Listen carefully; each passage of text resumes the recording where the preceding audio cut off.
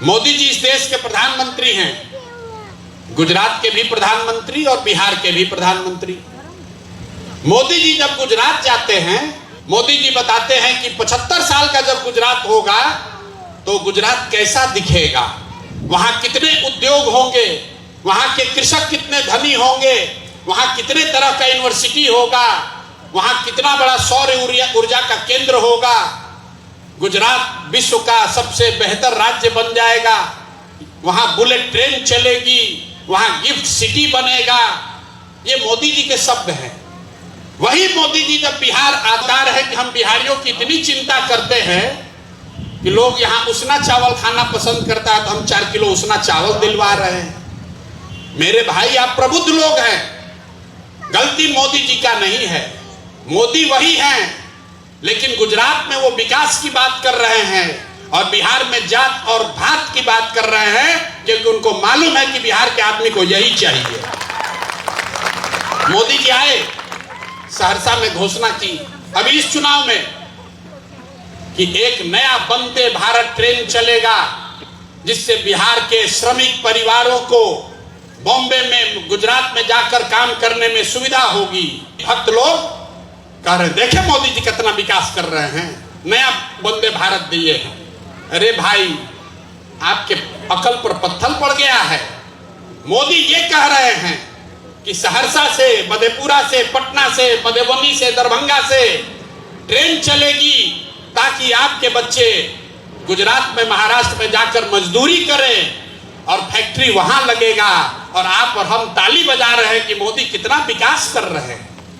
आपने हमको, सब लोगों को हम दावा कर रहे हैं, एक भाषण मोदी का दिखाइए गुजरात में जहां उन्होंने ये कहा हो कि वंदे भारत ट्रेन गुजरात से चलती चाहिए।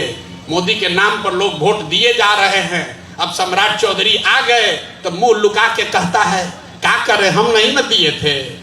पूछते हैं, क्या भैया कितना अच्छा लग रहा है, कितना बढ़िया चाल चरित्र वाला आदमी मुख्यमंत्री बना है, तो जितना मोदी के नाम पे वोट दिया, कहता है ना हम नहीं दिए थे, इनके नाम पर थोड़े दिए थे। अब मोदी तो आपसे पूछने से रहे, अब आपका हाथ बंध गया है।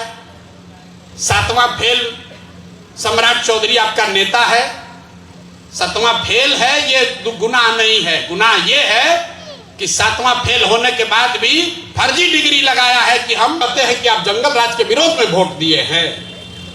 आप कह रहे हैं कि जंगल राज के विरोध में वोट दिए हैं। आप जंगल राज के विरोध में वोट नहीं दिए हैं। अपनी गलती को स्वीकारिए, और अब आपके पास कोई विकल्प नहीं है। एक ये ऊपर से भगवान ने आपको रास्ता दे दिया है, तो इसका फायदा उठा लीजिए। उपचुनाव में आप यहां भाजपा को हराइए।